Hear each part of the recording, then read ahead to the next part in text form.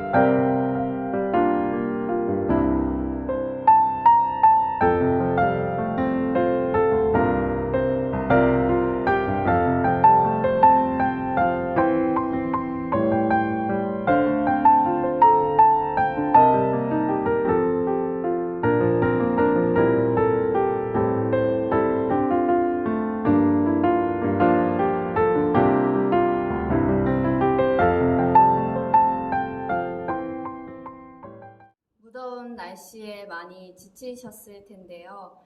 하나님의 말씀으로 몸과 마음, 영혼과 생각이 시원해지는 그러한 시간이 되었으면 좋겠습니다.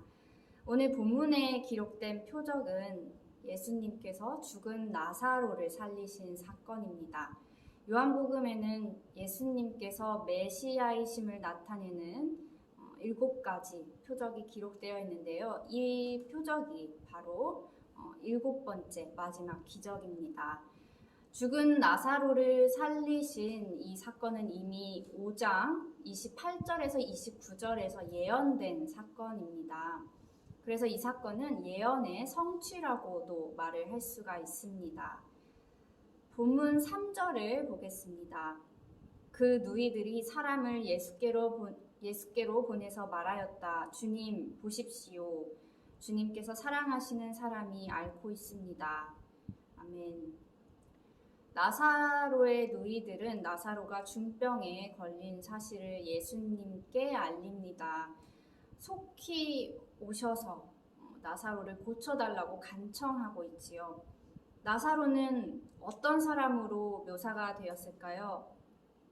네, 주님께서 사랑하시는 사람이라고 말하고 있습니다. 여기서 우리는 예수님께서 사랑하시는 자도 고통을 당할 수 있다는 것을 알 수가 있습니다. 나사로의 누이 마르다와 마리아는 고난의 때에 주님의 사랑을 의지하여 주님의 사랑 안에서 피난처를 찾고 있습니다. 그런데 이 누이들의 간청에 예수님께서 이렇게 말씀하십니다. 본문 4절입니다. 예수께서 들으시고 말씀하셨다. 이 병은 죽을 병이 아니라 오히려 하나님의 영광을 드러낼 병이다. 이것으로 말미암아 하나님의 아들이 영광을 받게 될 것이다.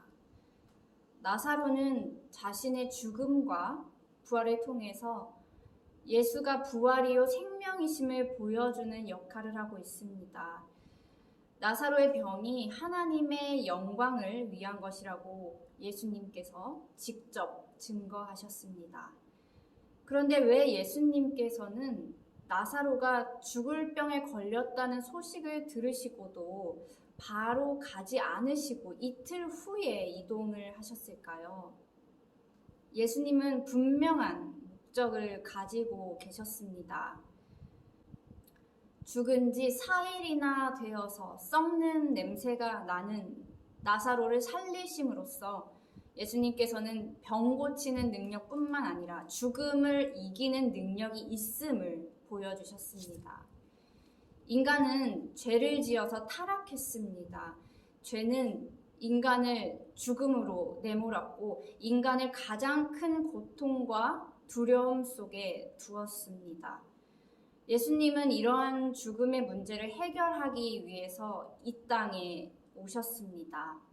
죽은 나사로를 살리심으로써 사망 권세를 깨뜨리는 이 능력이 오직 예수님께 있음을 보여주셨습니다. 바로 이것을 통해 하나님의 영광을 드러내었습니다.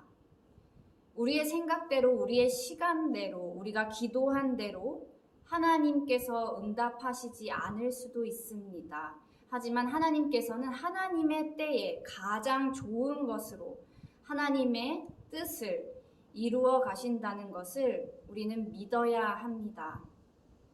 슬픔과 절망 가운데 있더라도 하나님을 신뢰하고 하나님의 때를 기다리며 믿음의 길을 걸어가는 C2C 미디어 교회 성도님들 되시기를 주님의 이름으로 축복합니다.